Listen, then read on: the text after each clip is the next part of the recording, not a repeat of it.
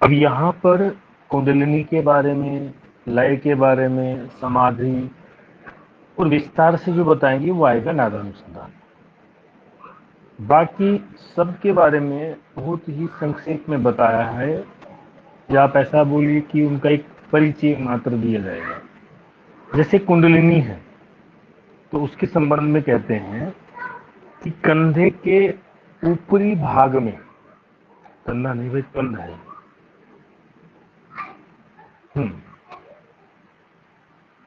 कंध के ऊपरी भाग में सोती हुई कुंडलिनी योगियों के मोक्ष के लिए होती है। जो योगी है ये उनको मोक्ष दिलाती है, मोक्ष का हेतु है ये। किंतु मूढ़ लोगों के लिए वही बंधन का कारण है।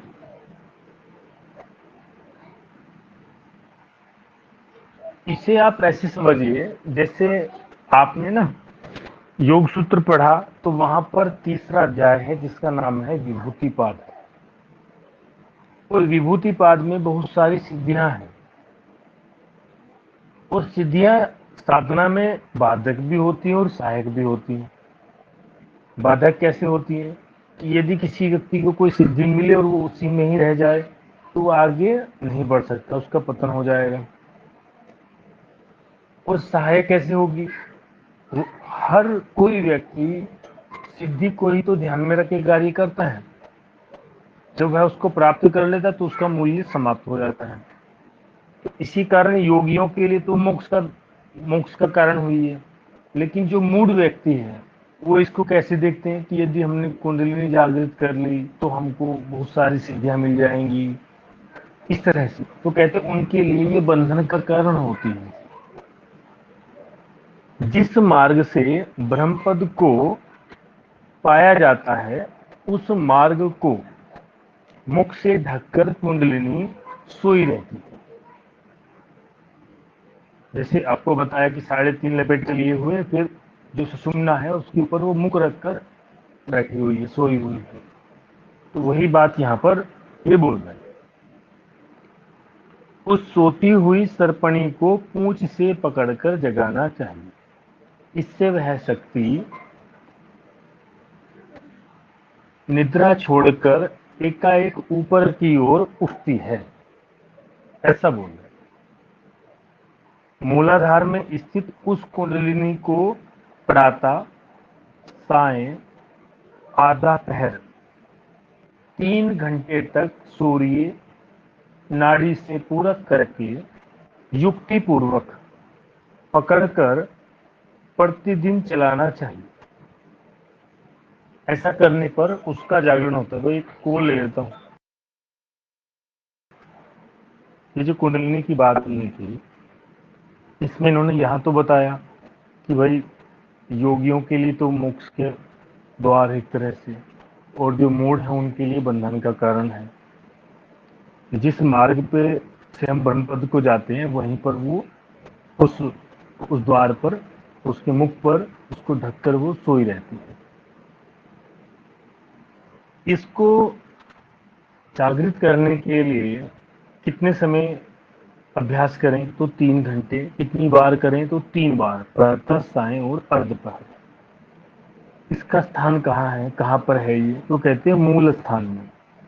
मूल स्थान से 1 वित्त, इसको 9 इंच बोलते हैं, 9 इंच या बलस्ती ऊंचाई पर एक 4 अंगुल विस्तार, लंबाई चौड़ाई और मोटाई इसकी कितनी है वाला कोमल सफेद तथा वस्त्र में लिपटे हुए एक समान कंद का लक्षण कहा गया है। जैसे जो मूलाधार है ना, मूलाधार जो है मान लीजिए ये हुआ। अब इस मूलाधार से ये कहते हैं कि 9 इंच की ऊंचाई पर, मान लो 9 इंच, हमने इसको 9 इंच मान लिया, ठीक है, ये आपका 9 इंच हुआ। तो इतने ऊंचाई पर यहाँ पर 4 अंगुल विस्तार का, ये 4 अंगुल विस्तार बिल्कुल ऐसे एक वर्ग के जैसा है। और फिर बोलते सफेद वस्त्र में लिप्त कुएं के समान कंद का लक्षण कहा गया। ये कंद है यहाँ पर, और इसमें यहाँ पर जो है वो कुंडलिनी रहती है। इसकी विस्तार से और भी इस कंद को जो स्पष्ट किया गया है वो है वशिष्ठ संहिता में। वहां ये सब चीजें बहुत अच्छे से उन्होंने क्लियर की है। कहते हैं वज्रासन में बैठकर दोनों पांव के टखनों को दृढ़ता से पकड़े और उससे कंध को जोर से दबाएं ताकि ये जागृत हो जाए। तो इतना यहाँ मात्र कुंडलिनी के विषय में आया है। सर कंद में कंद का मतलब उस स्थान को ना, कंद एक ये बोला तो है इन्होंने कि कोई चौकोर चीज है वहां पर, जैसे 4 अंगुल लंबाई भी है, चौड़ाई भी है, उसकी मोटाई भी है, उसको ये कंद बोल रहे हैं। कंद जहां पर वो है उसको कंद मान लिया। ठीक है, जैसे हमने मान लो उस कंद को यहाँ पर इसके केंद्र में मान लिया, जो 4 चौकोर उन्होंने लिया ना, उसके बीच में हमने कहा कि कंद जो है वो यहाँ पर होगा, ऐसे कर, तो यहाँ है वो। ठीक है, तो आपने यहाँ तक तो क्या, ज्यादा तो कुंडलिनी के बारे में वशिष्ठ संहिता से देते हैं। यहाँ तो आप केवल इतना लिख सकते हैं कि 3 बार का उसकी मतलब धारणा। सिद्धासन है। क्या? वज्रासन का मतलब यहाँ से सिद्धासन है। नहीं, वज्रासन का मतलब वज्रासन ही है। वज्रासन में उसको ऐसे सिद्धासन कहा गया ना, सिद्धासन के लिए वज्रासन आया, बात तो आपकी भी जी सही जी है। तो इसलिए तो सिद्धासन ही लेंगे। बिल्कुल बात सही कह रहे हो आप, क्योंकि वज्रासन अलग से कोई सप्ततासन का तो नाम दिया नहीं होगा, हो ही जाएंगे। ठीक, और कोई?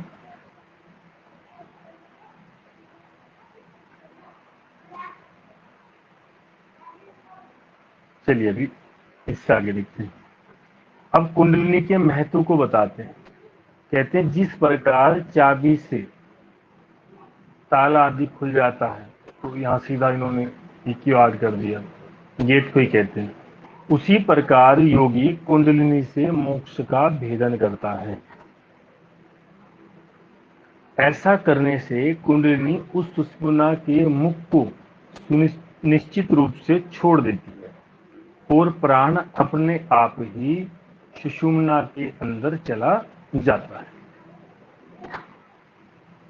अब ये जो 3 नाड़ी आपने सुनी थी ना पहले, ईडा, पिंगला और सुषुम्ना, तो ईडा नाड़ी को गंगा कहते हैं। क्या कहते हैं? ईडा नाड़ी को गंगा। पिंगला नाड़ी जो है उसकी तुलना की गई है यमुना से, और जो आपकी सुषुम्ना है उसको कहा गया है सरस्वती। तीनों का ये नदियों से एक तरह से संबंध यहाँ पे दर्शाया गया है। सर एक बार और बता दीजिए सुषुम्ना का। ईडा नाड़ी को गंगा, पिंगला को यमुना और सुषुम्ना को सरस्वती। ठीक है,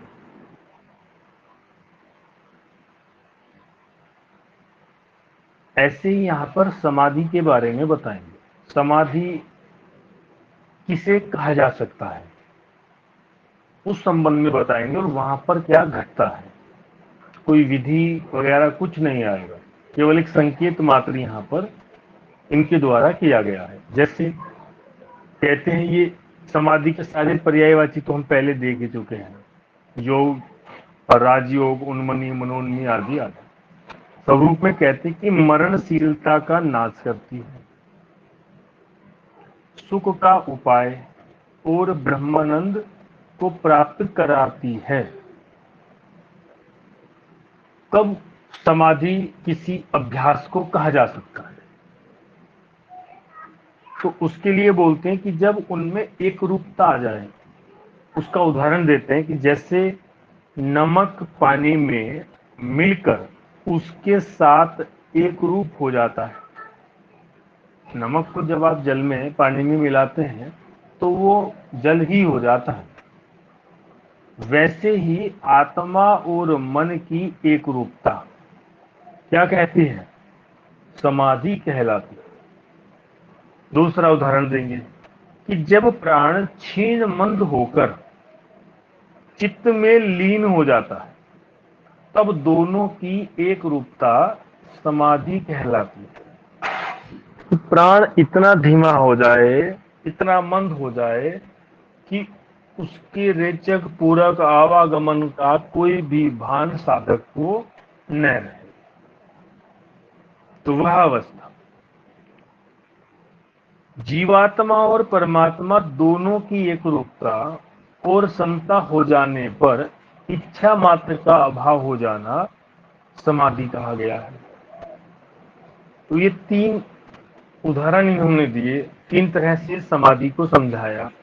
नमक जल के माध्यम से, ठीक है, प्राण का क्षीण हो जाने पर उसमें जो एक रूपता है उसके माध्यम से, जीवात्मा परमात्मा का की एक रूपता, उसको समाधि ये कहते हैं।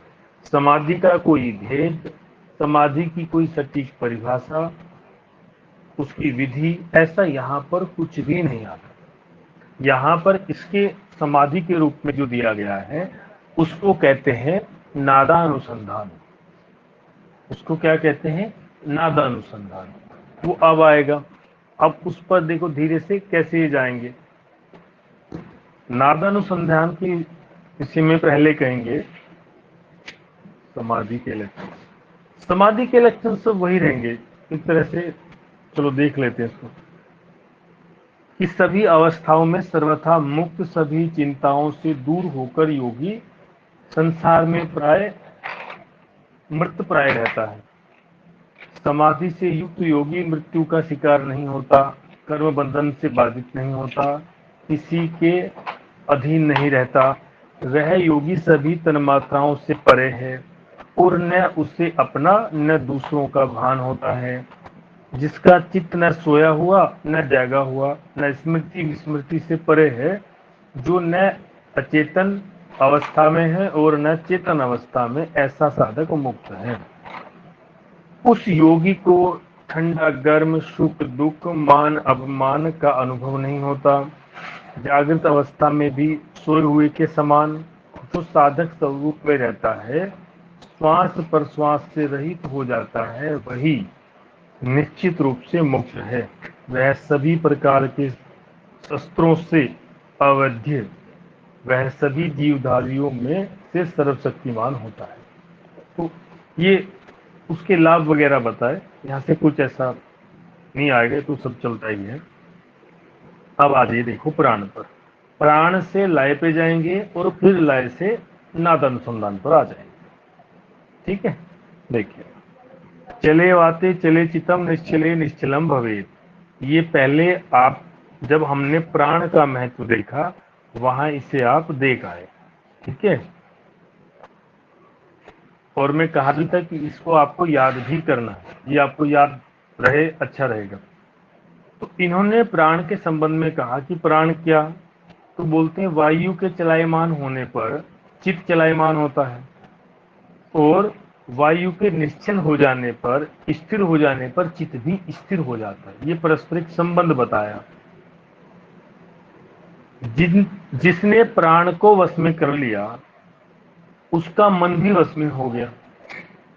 अगर प्राण को वश में किया, क्योंकि यहाँ संबंध तो ऊपर स्थापित हो ही गया यहाँ पर, तो नीचे कहते हैं इसको और व्याख्या करते हुए कि जिसने प्राण को वश में किया उसने मन को भी वश में कर लिया, और जिसने मन को वश में किया उसने प्राण को भी वश में कर लिया।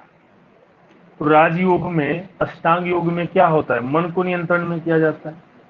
मन को नियंत्रण में किया जाता है कि नहीं किया जाता? योगस्य चित्त वृत्ति निरोधः, चित्त की वृत्तियों का निरोध करना क्या है? योग है। तो वहां पर अगर चित्त नियंत्रण में आया तो समझो प्राण भी नियंत्रण में है। इन्होंने क्या कहा कि प्राण को नियंत्रण में करो तो मन भी नियंत्रण में हो जाएगा। केंद्र तो मन ही है। केंद्र क्या है? मन ही है। आप कोई भी ग्रंथ देखो वहां पर मन को ही केंद्र लिया जाता है। अब इसके बाद ये कहते हैं चित्त की दो प्रवृत्ति होती है, वासना और प्राण। एक है वासना, दूसरी है प्राण। इनमें से एक के नष्ट हो जाने पर दूसरा स्वतः ही नष्ट हो जाएगा। ये प्रवृत्ति मतलब उसका स्वभाव है, दो तरह का होता है। देखो, अगर वासना है तो मन जो है वो स्थिर नहीं रह सकता। यदि वासना है तो मन जो है वो स्थिर नहीं रह सकता। और यदि मन को ही, प्राण को नष्ट कर दिया गया, कैसे नष्ट कर दिया गया? नष्ट का मतलब है उसको स्थिर कर लिया गया, उस पर नियंत्रण पा लिया गया। वो नियंत्रण कैसे पाया जाएगा? वह नियंत्रण पाया जाएगा हठ योग के जितने भी अभ्यास हैं। मान लो हठ योग के जो अभ्यास है उनका पालन किया गया और इसको नियंत्रण कर लिया, तो ये स्वतः ही समाप्त हो जाएगी। तो ये कहते हैं इनमें से एक के नष्ट हो जाने पर दूसरा स्वतः ही नष्ट हो जाएगा।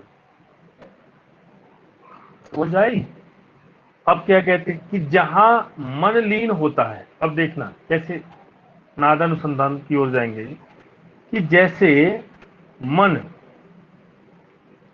जहां मन लीन होता है वहां प्राण भी लीन हो जाता है। जहां मन गया वहीं प्राण गया।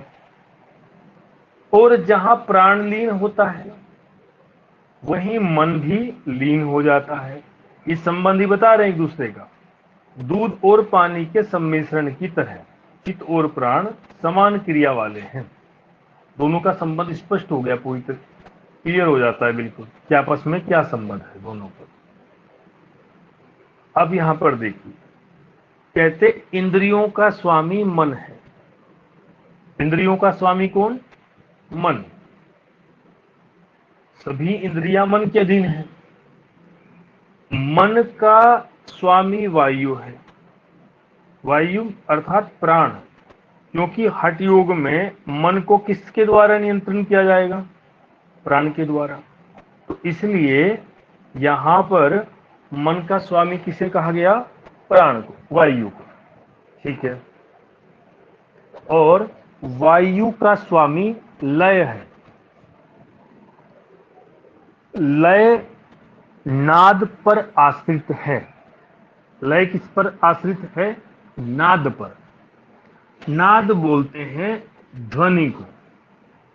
आप मंत्र में या आजकल आप देखते हो साउंड हीलिंग, जो अभी बहुत ज्यादा सुनने में आता है, वो उसकी ये बात कर रहे हैं। या लय वही तो है, जब कोई चीज आप सुनते हैं उसी में खो जाते हैं। तो ये कहते हैं वायु का स्वामी लय, और लय नाद पर आश्रित है, ध्वनि पर आश्रित है। अब इस नाद के द्वारा उस समाधि की अवस्था को बताएंगे। कैसे? उसका नाम देते नादानुसंधान। नाद ध्वनि अनुसंधान, खोज करना। किसी ध्वनि के द्वारा खोज करना किसकी? उस परम अवस्था की जिसे हम समाधि आदि नामों से जानते हैं। देखिए आगे क्या कहें कि यह सत्य है कि मन और प्राण के लय होने से कोई अनिर्वचनीय आनंद की प्राप्ति होती है। किसी ऐसे आनंद की प्राप्ति होती है जो अनिर्वचनीय है। अनिर्वचनीय मतलब उसको शब्दों में नहीं बताया जा सकता, शब्द के रूप में प्रकट नहीं किया जा सकता उसको, वो अनिर्वचनीय है। जिनका श्वास प्रश्वास निरुद्ध हो गया है और विषय का ग्रहण बंद हो गया है। विषय का ग्रहण सोच विचार, बाह्य आसक्ति, लोभ मोह क्रोध, वो सब जो इनसे हट गया है एक तरह से। ऐसे चेष्टा रहित और विकार रहित साधकों को लय की प्राप्ति होती है। वो किसी जगह लग जाते, किसी बिंदु पर समाधि में, किसी ध्यान ही तो परिवर्तित होता है समाधि में, तो उनको उसकी प्राप्ति होती है। जिनके सभी संकल्प नष्ट हो गए, अब कोई संकल्प रहा नहीं उनका, सभी प्रकार की चेष्टाएं समाप्त हो गई हैं, कोई क्रिया नहीं बची, ऐसे साधकों में तब एक अपूर्व लय की उत्पत्ति होती है, जिसको अनुभव तो किया जा सकता है किंतु उसका वर्णन नहीं किया जा सकता। और ऐसा भी नहीं है कि समाधि जो है वो एक ही बिंदु पर सबको लगे या सबको एक जैसा ही अनुभव प्राप्त हो, ऐसा कुछ नहीं है। उसके असंख्य विषय हो सकते हैं, अलग अलग आनंद की अनुभूति हो सकती है। एक ऐसा विषय, जैसे आप योग दर्शन पढ़ोगे तो वहां पर धारणा, ध्यान और समाधि, इन तीनों को जब एक ही विषय पर किया जाएगा तो इसे क्या कहा गया? इसको बोलते हैं संयम। इसको संयम कहा गया वहां पर। तो जो विषय धारणा में लिया उसी पर ध्यान किया और उसी पर समाधि। तो अब हर व्यक्ति का अलग अलग विषय भी तो हो सकता है। तो इस कारण ये नहीं कह सकते कि सबका एक ही प्रकार का आनंद था। अब किसी को जो भी आनंद आए, लेकिन एक आनंद की अनुभूति होगी। तो ऐसा ही इन्होंने कहा कि उसका वर्णन नहीं किया जा सकता। और यहां पर भी कई चीजें घटेंगी नाद अनुसंधान में। देखिए, ये नाद अनुसंधान की 4 अवस्थाएं आप यहां पर देख पा रहे हो। ठीक है, ये प्रथम अवस्था, द्वितीय, तृतीय और चतुर्थ अवस्था, 4 अवस्था है नाद अनुसंधान की। उनके नाम देखिए, आरंभ अवस्था, घट अवस्था, परिचायक अवस्था और निष्पत्ति अवस्था। ये इसकी कोटेशन लिखी हुई है, इसको हटा ही देते, नहीं तो आप पूछोगे ये क्या है जी बार बार। ठीक है ना। तो ये 4 अवस्थाएं हैं, आरंभ, घट, परिचायक और निष्पत्ति अवस्था। प्रत्येक अवस्था में किसी ग्रंथि का भेदन होता है, किसी एक ग्रंथि का भेदन होता है। और शरीर में कुल ग्रंथि जो है वो बताई गई है 3, कि शरीर में 3 ग्रंथि होती है, ब्रह्म ग्रंथि, विष्णु ग्रंथि और रुद्र ग्रंथि। ये नीचे से ऊपर की ओर है। ठीक है, नाभि का जो आसपास का क्षेत्र उसको ब्रह्म ग्रंथि, हृदय का आसपास का क्षेत्र विष्णु और भ्रू मध्य के पास रुद्र ग्रंथि। 3 ग्रंथि। परिचायक जो अवस्था है उसमें किसी भी ग्रंथि का भेदन नहीं होता। तो सीधे सीधे प्रश्न एक तो ये पूछा जाता है कि नादानुसंधान की किस अवस्था में किसी भी ग्रंथि का भेदन नहीं होता, तो वो कौन सी अवस्था होगी? तो वह अवस्था आपकी होगी परिचायक अवस्था। अब इन सब को देखिए, इनकी पहचान क्या है? पहले ऐसा समझो कि आरंभ अवस्था में कोई व्यक्ति है, वो अभ्यास करता रहा, लंबा समय हुआ। एक दिन, अभी तो शुरुआत थी, इस ग्रंथि का भेदन हुआ। भेदन होने के उपरांत उसको कुछ ध्वनि, कुछ नाद सुनाई दिया। वो सर नाद भेदन कैसा मीन्स है? क्या होता है? भेदन का अर्थ होगा कि जो ग्रंथि है, भेदन का अर्थ तो भेदना ही होगा। मतलब उसको इंग्लिश में क्या बोलेंगे सर? मतलब ऐसे समझ में नहीं आ भेदन, रहा। देखो आप ऐसे समझो, जैसे ये चक्र हैं सारे, हम्म। ये 3 आपकी ग्रंथि हुई। ठीक है, ये रुद्र ग्रंथि हुई, ये आपकी विष्णु ग्रंथि हुई, ये आपकी ब्रह्म ग्रंथि हुई। अब जैसे चक्र का कॉन्सेप्ट आएगा ना पहले, इसके बाद में, वैसा ही ग्रंथियों का है। अब किसी व्यक्ति ने साधना की तो इसमें क्या होता है कि जो आपका प्राण है, एक तरह से प्राण, ये सुषुम्ना नाड़ी है आपकी। ये क्या है?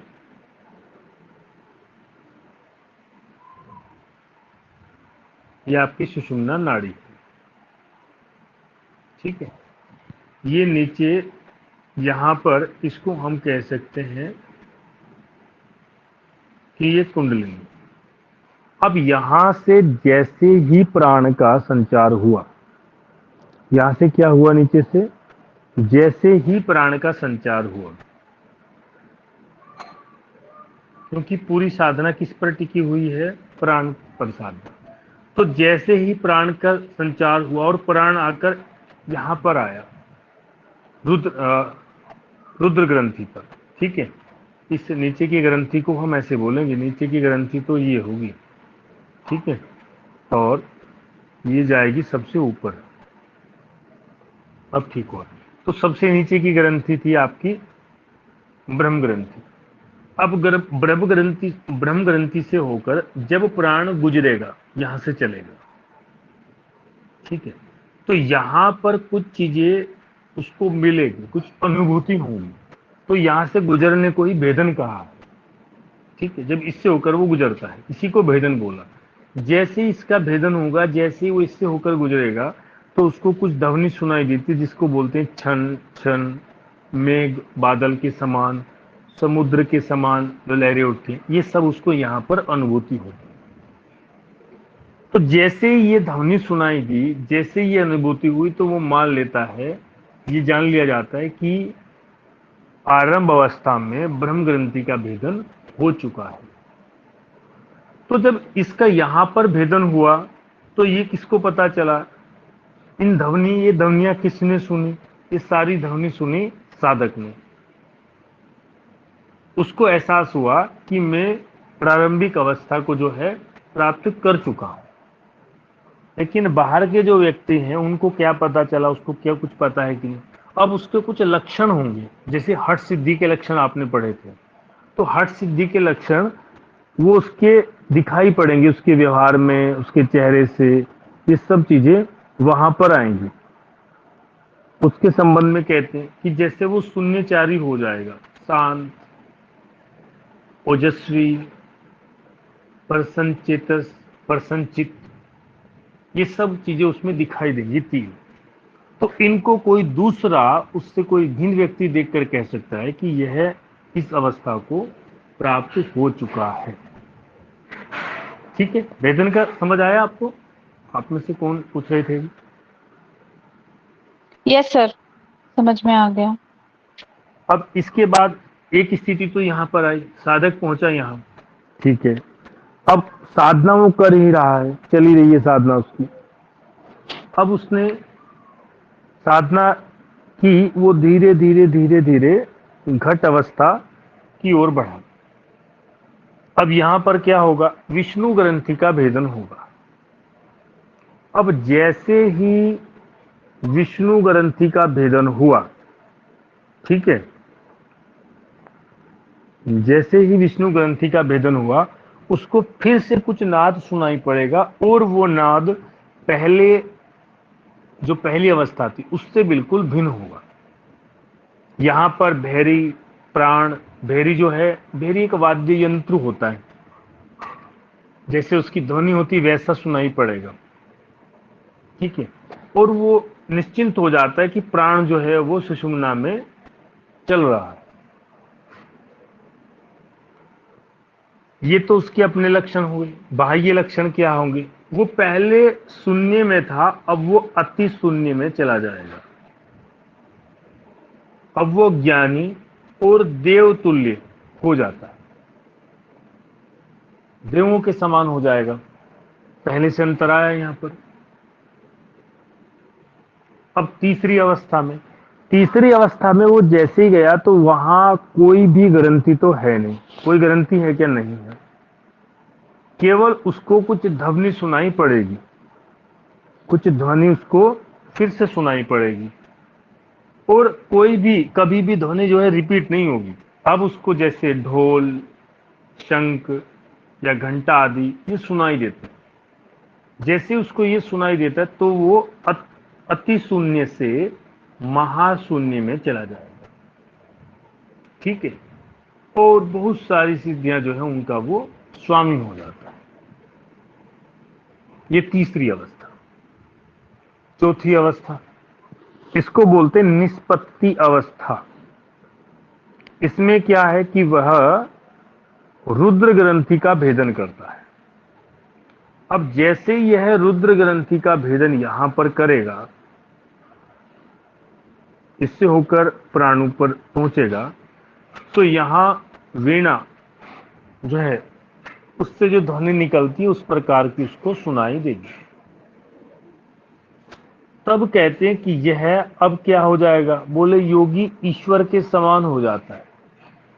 अर्थात ये मान लेता है कि जो प्राप्त करने योग्य था वो प्राप्त हो चुका, जो हठ योग से, जो योग से मिल सकता था वह इसने यहाँ पर प्राप्त कर लिया।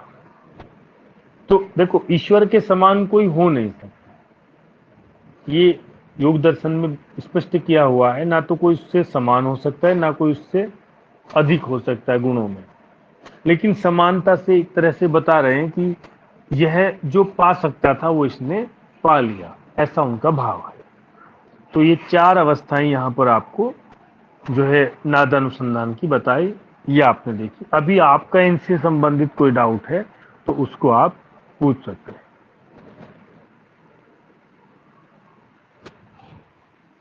कोई डाउट है किसी का? Hello sir. हाँ हाँ बोलिए।